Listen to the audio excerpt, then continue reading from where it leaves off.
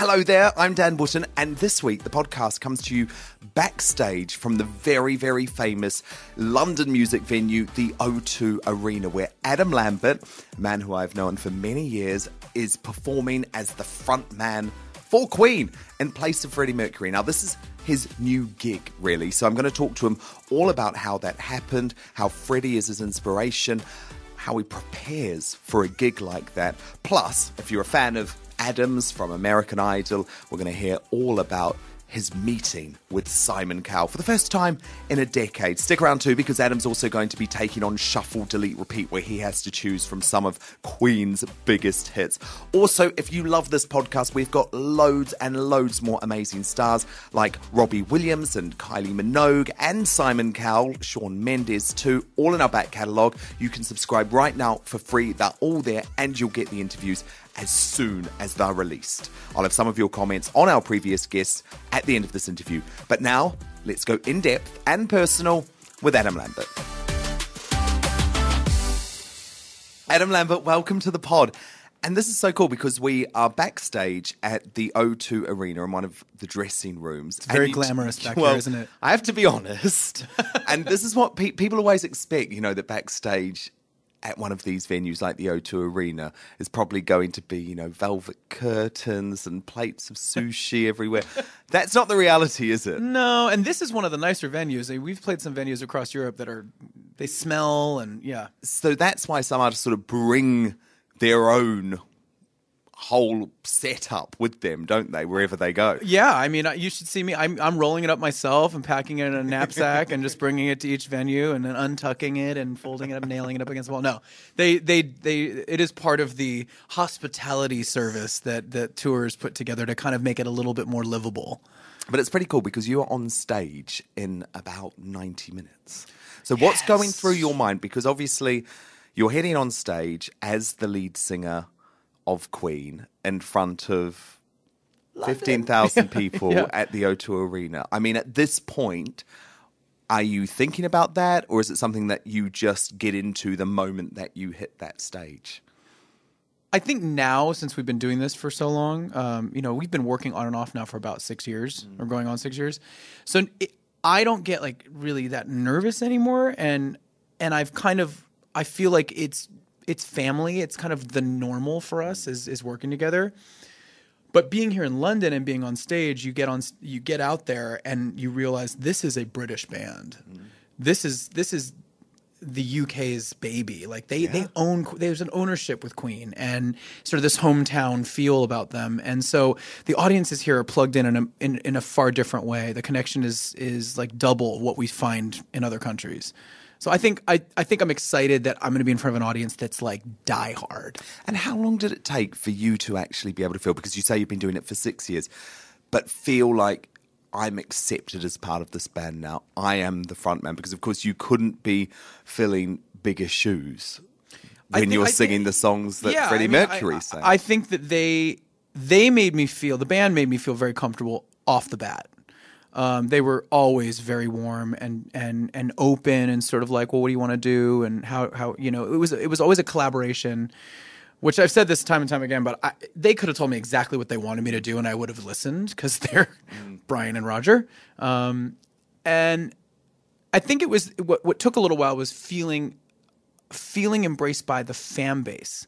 That was something that came with a little time, I think. And also with my own confidence. You know, when I started with them, we had solid shows, but looking back on it now, I think I've grown a lot. I think I've grown more comfortable with taking on this position as frontman, and more comfortable with the material. You know, that's the thing. When you look at Freddie and the band and the old footage of them on tour, they had been singing these songs for years. So for them, it was sort of second nature to get on stage and perform them. It took me a while to catch up, you know, with the guys and get the songs into my body so that I wasn't thinking, but I was just doing and feeling. Shuffle, delete, repeat. So we've got two different categories for you. The first is Adam Lambert's solo songs, and the options are What You Want From Me, then Never Close Our Eyes from 2012,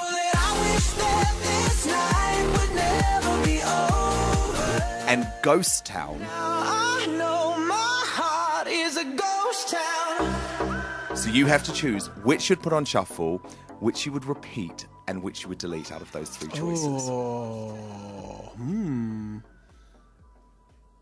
I think I'd repeat Ghost Town to keep the party going because I think it's such an infectious dance beat, and I think people love it in the club or in their car or on the treadmill.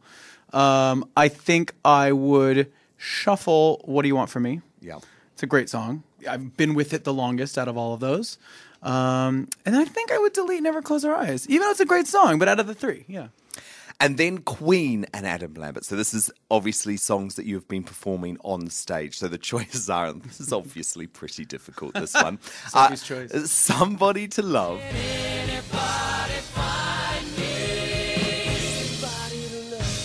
Another One Bites the Dust. Another one bites the dust, and another one gone, and another one gone. Another one bites the dust, yeah. And Who Wants to Live Forever.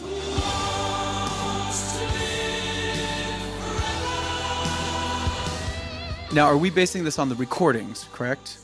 Well, you can base them on the recordings, or If I'm which basing you him on prefer to if I'm perform. basing it on recordings, I would repeat Another One Bites the Dust. I think it's a brilliant record that is so timeless. Perfect. It still sounds fresh.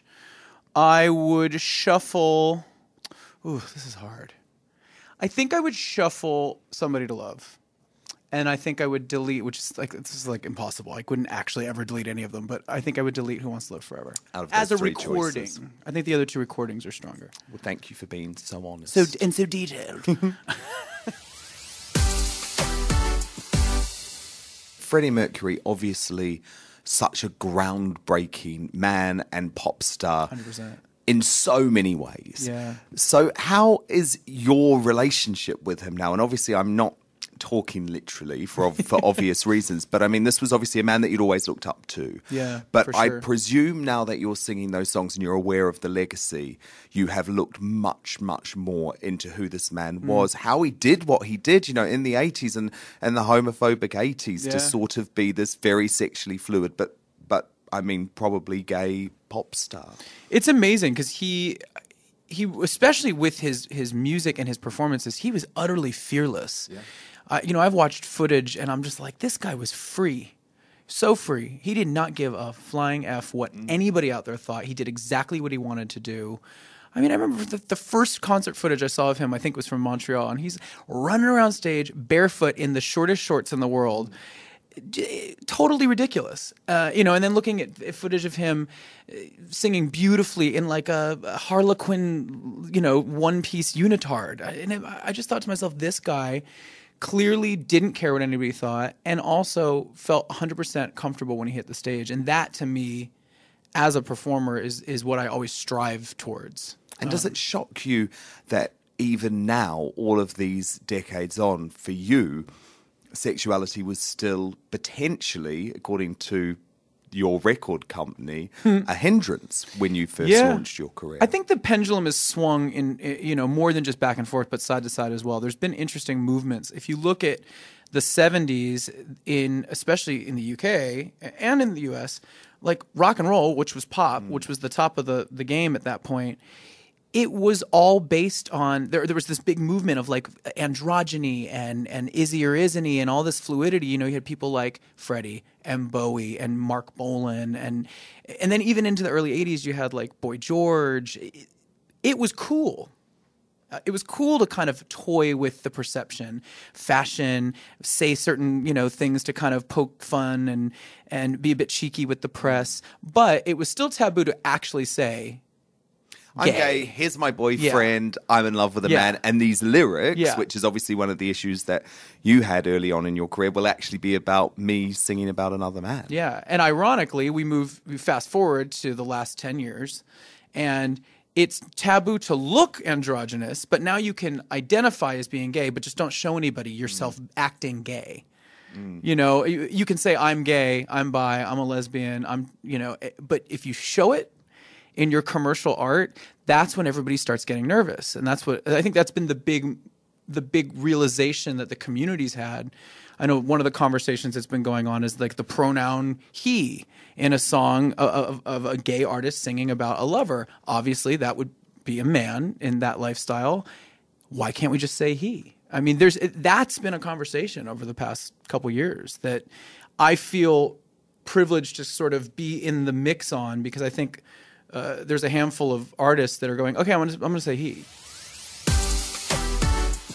The 5. So this is now the 5, Adam, where I ask my guests to pick the 5 songs that mean the most to them. So it could be like a song that reminds you of your time on American Idol or touring with Queen, or a song that you listened to growing up. So let's get your 5 tracks, why they mean so much to you. What is choice I think I'm one? actually still kind of formulating my list, but 2 of them have been brought up, I think, or one of them has been brought up. What Do You Want From Me, I think, is one.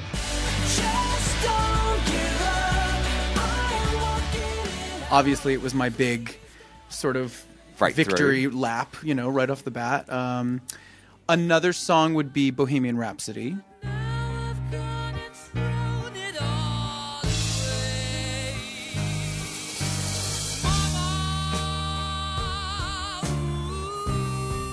Was the song I sang for my audition on American Idol. Yeah. It kind of got me here. Yeah. To this day, I'm still, in Queen doing this with them. So I think it was because of that audition. Well, I mean, when you auditioned, I guess you could never have imagined that would ever happen. Crazy. And if somebody had told me that, I would have been like, yeah, right. I don't believe you. Song 3? I need 3 more. I think Kiss by Prince.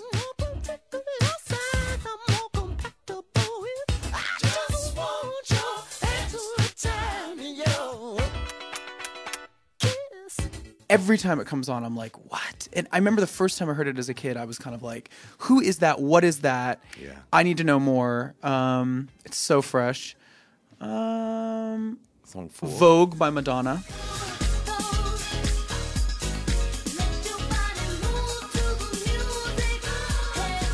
Gotta have Madonna in your top 5. Because I remember being a young man when that came out. What was that, 91, I think that song came out? Something like that. It was definitely early 90s, wasn't it? And I just remember not understanding what gay was yet, really, but thinking that it was really fabulous and feeling very fabulous when I listened to it, and kind of wanting to dance and move around like the Voguers that she had, like the ball kids that she had in the video. I think it was sort of like a precursor to me like getting in touch with my own gayness. We all had our little Madonna moment. And I think it was Vogue for me. And which song completes your 5, Adam? I think Jailhouse Rock. Everybody knows was dancing to the jailhouse rock. The first time I remember really like trying to sing, my grandmother had bought me for the holidays. She bought me this double tape deck karaoke machine, with the microphone that plugs into it, and you had like the echo and the delay on there. Oh, I loved them. Yeah, and it was like a karaoke tape. We are aging ourselves right now. Oh yeah, we are, because I said cassette tape, didn't I? And you would there are a lot of kids listening who don't even know what you mean. It's a plastic music thing with the but it wasn't even the real recording of Elvis. It was this like session singer doing Elvis songs, and they record it specially so you could like duck the vocals out whenever you want, so that you could take the lead vocal. And that's how I sort of first started playing with a microphone and first started singing, was with this like Elvis karaoke tape, which I didn't know wasn't Elvis. And so years later, when I started really listening to his recordings for the first time, I went, wait, this sounds a lot better than that karaoke tape I had. And then I found out why. Obviously, you came out after being on this very, very family-friendly, huge viewed show, American Idol, which I guess is connected to a big network, and there's all of these reasons why people maybe would have been nervous about it. And you did have some very groundbreaking moments, including the man-on-man kiss. There was some moments. Yeah, yeah. And that was the thing that's so funny, is that I was out. I've been out since I was 18. I've always been out. I never wasn't out. Looking back on it in hindsight, I don't think that there was a purpose to go there with the show, because I was singing. If I had had a relationship that I was in at the time, that probably would have been like, oh, this is Adam's boyfriend in the audience. If I had had some sob story in my video package before my performance that week of me, being beaten up by a bully or something, if there had been something topical that had been a part of my story on that show, it would have been part of my story. But I was out. I was, talking about cute boys to everybody, because I'm boy crazy. There was no secret. And hopefully now, you doing that has actually sparked, among other things, you know, a bit of a change in pop, because you look at people like Troye Sivan from Australia, or Years and Years from here in the UK, where actually it does feel pretty normal now. I think the needle is moving, and I'm so excited about it, because it needs to be less of an issue, but in order to get it to that point, it still is an issue. Well, yeah, I mean, I do totally understand that argument when people say, oh, why are you even talking about this? But it's like, hello, in the UK, there is not one professional footballer who is out. It's like, there are still issues in society, guys. Yeah. There is still no massive Hollywood actor who is out, when we all know that they exist in Hollywood. So it is still an issue, would be my point, when people say it shouldn't be discussed. I think the thing that's tricky is that it is a cause, you know, and the positive thing that comes from the cause is, if you set an example of being open and proud of who you are, you can affect young people in these areas, maybe not on the coasts of the U.S. or here in London, but outside of the main scene. You can inspire young people to be brave and to be who they are. That's the best part about all this, is to set an example and to make things less taboo and to make things less scary for the general public. But the thing that's tricky, I think, for a lot of people in the entertainment industry is you have the business side of it. Unfortunately, you know, it isn't necessarily only about art and only about integrity, even though that's what it should be. You know, you have people investing money and worried about the marketing and worried about the demographics, and there's all these players in the game, and that's been the trickiest thing about being in the music industry, for example, is that you're dealing with a room of people that are trying to sell something, and it's not always clear cut and it's not always black and white. But I do see that there's all this wonderful forward momentum with the artists that you mentioned. Lovely Sam Smith, who's been... Who you were linked to, Adam. Oh, I know. I heard that, which him and I were laughing. So you're just friends? We've always been just friends, yeah. You would be quite the power couple, though. Imagine that. That's my sis. That's my sister. He cracks me up. But he was also another person that's been sort of at the forefront of making it as a mainstream artist and being like, yeah, I'm gay. Well, absolutely. And actually, it's really interesting. I didn't even mention him in that list of singers because, and again, I think this is huge progress. No one says over here, Sam Smith, the gay singer, because he just reached that huge level. So that's a really positive thing. It's really positive. First. Your first celebrity crush. Leonardo DiCaprio. First concert you attended. Paula Abdul, Under My Spell. Was she a judge when you were on American Idol? First person you were starstruck by. I don't know. I first worked with Val Kilmer. He was like the first movie star I ever worked with and ever really, besides just a chance quick meeting, but actually sat and talked to and got to know. And I was just a bit starstruck by him because I'd seen him as Batman and in Top Gun and all this stuff as a kid. And your first piercing? My first piercing was they were my ears. I got my gauges done. How old were you? 25 or 26. When you were looking back and obviously you've spoken about the research you did into Freddie Mercury and how you've tried to get into his head, you have raised some interesting points about his sexuality where you say you don't actually know 100% that he was gay. What's your take on that? I think if by definition, I think Freddie was bisexual. I mean, I've talked to a lot of people that know him, including his bandmates and his, former friends. I've met friends of his and seen documentaries on my own.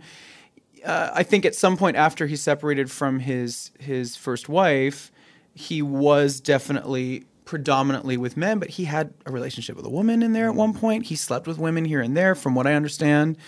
I think that it's actually quite ahead of his time in a way, because I think you're seeing more of that kind of conversation around sexuality now, fluidity, and sort of people saying, look, I'm whatever. I don't want to label myself because I explore this, that, and the other thing. Which is hard for the masses to wrap their head around, and it's hard for people to understand each other's boundaries when there's not a label put on them. And what's your take on that? I mean, do you label yourself as gay? I'm gay, yeah.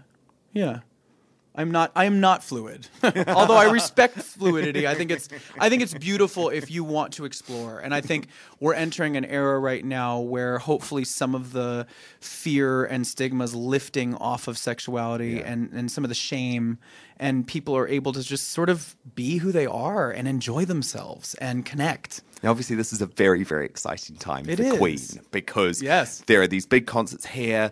There are 10 big dates that have been announced in Las Vegas. And of course, this all comes at the time, Adam, where there's all of the hype around this Queen biopic, which is going to be in theatres later this year. Now, is it true that some of the cast of that film actually spent some time with you and the band backstage? I met Rami. I met him backstage. Lovely guy. And he's playing Freddie. Yeah, lovely guy. And from the trailer, and I saw a clip, I saw a scene, and he looks just like him. It's fascinating. I can't wait to see the film. I think it's going to be great. So it feels like Queen can still play a role in music today.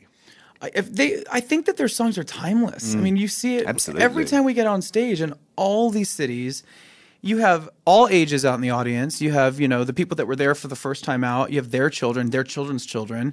Everyone knows the words to all the songs. I mean, they're really timeless pieces of music. And I don't know there's that many bands who can really claim that. No. Absolutely not. And I guess for you, though, it's an interesting one because you have your own solo career. You are working on your 4th album at the moment, I believe. Yeah. So do you stay personally committed to Queen? I mean, is this something that you see yourself doing in years' time? What's that relationship and priority like? We're honestly taking it sort of as it comes. We have our Vegas residency in September, which is super exciting. We're playing 10 shows out there. That'll be something kind of a new way of doing it for us. And I'm open to the future. I think Roger and Brian and I have a really cool relationship where we're kind of like, hey, should we? Shouldn't we? What do you think? And definitely in the past when I had my last solo album came out and I had to do promotion and I did my own tour, obviously this was on hold, the Queen opportunity, in order for me to go do my thing. But I guess you don't want someone else coming in, do you? So you've got to... Who's it going to be? Well, I don't exactly. know. But Roger and Brian, they still love performing. They still see themselves going strong. They're amazing. I'm shocked because I get off stage and I'm exhausted sometimes, and I think to myself, these guys are 70. No, that's what I mean. Like, and they're still doing it. Totally. And the word respect that I have for them is so 100%. huge. But it's so interesting, though, isn't it? That comes from a place with those legends. You look at Sir Paul McCartney. You look at Elton John, you look at Mick Jagger. There's something about that generation and I guess the adrenaline and the love of performing, because they don't need to perform for the money, do they? I mean, they're performing for the love. I think they realize the connection that they have to pop culture and to these people, these fans that have been supporting them. It is really important. And it's interesting because it's something that's taught me a lot about why I do this. It reminds me of the real heart of why you get into the music industry as a performer. Obviously, people want to make money and you want to have some sort of fabulous lifestyle, but it really is about getting onto that stage and looking at people and singing to them and that connection in that moment. You can't really describe that to somebody that hasn't done it. And it obviously, it's a cute little boost to the ego, but more than that, you're really doing something for them. Oh, gosh. The audience is collectively feeling something and going through something, whether it's laughter and joy, whether it's some sort of, a moment of tears. You're shifting somebody. It's alchemy. It's magic. The last present you were given. I was given a beautiful drawing by a little girl fan at the venue last night, and it was like this. It was her costume design for me, and it was like a stick figure. I think she was 8. The girl that made this thing, and it was like a stick figure, and there was glitter everywhere, and there was glitter boots and glitter jazz pants, she called them. She labeled each part of the outfit, even pointing to the glitter contact lenses, which I thought, well, if she could make those and actually develop those, she might be a billionaire. I mean, that could be the next wave of beauty. Super cute. The last time you cried? I cry like a baby during films. If there's any sort of emotional, sentimental thing, even if it's a terrible film, if it barely starts pulling at my heartstrings, I'll be like, and I'll fall apart. Do you remember the last one? Westworld. I binge watched the end of the Westworld season, and I got teary and sobby. The last time you Googled yourself? I haven't Googled myself in a really long time because I have an amazing publicist that sends me everything. There's no need for me to Google myself. I have a full direct line. And the last person you spoke to on the phone? My brother. I talked to him this Where's afternoon. He's in Portland. He just moved with his family. He's got a little baby, he's over a year old. So I'm a new uncle. Uncle Adam. Uncle Adam, a gunkle, as I like to call it. And he's what does doing really gunkle well. mean? Gay uncle? Gay uncle. Which is the best that. kind of uncle to have because, I at this point I don't have any kids in the foreseeable future, and I'll just dote on this child and get him anything he wants and spoil him and then hand him back to mom and dad. Love his gunkle. Yeah.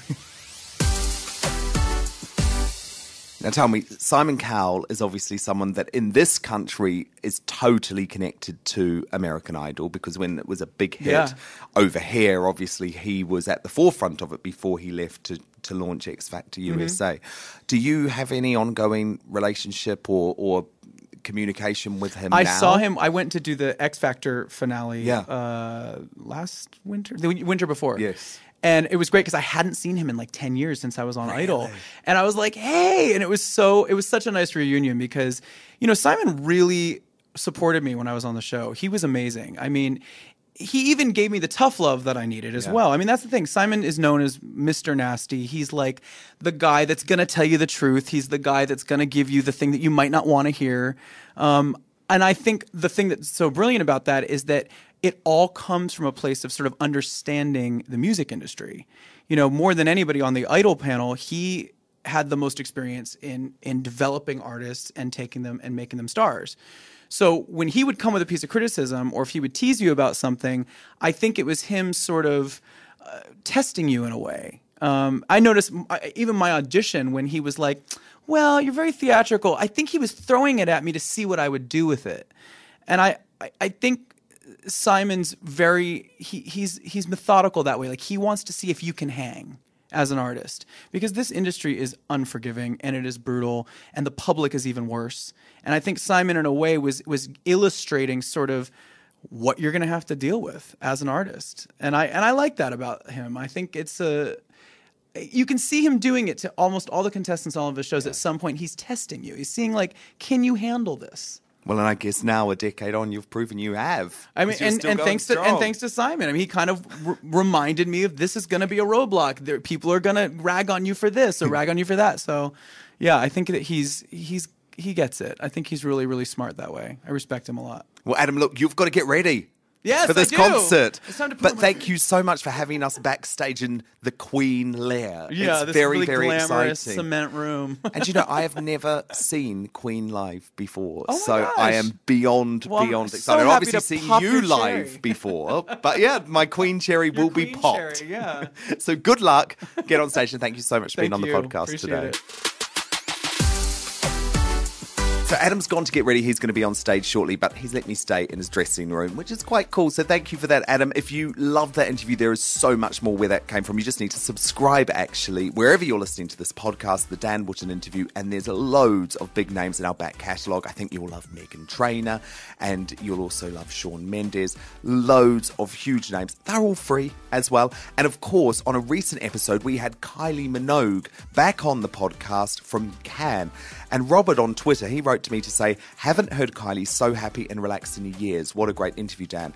And one of those things that was discussed in that interview was the whole issue of whether Kylie might represent Australia or the UK for Eurovision one day. And that has sparked a huge reaction. Here's a couple of examples. Meredith on Twitter, she said, so happy she said she'd have to represent Australia if she were to do Eurovision. We're so proud of her down under. But then Matt Webb 2000 said, no, Kylie, you were too good for Eurovision. Eurovision is for starters. Do you know what? I have to come down on the side of Matt there. I do not want to see Kylie on Eurovision. She doesn't have anything to prove. So if you'd like to listen to that interview, then just hit subscribe. It's there for free right now. And I'll be back very soon with you for another DanWootton interview.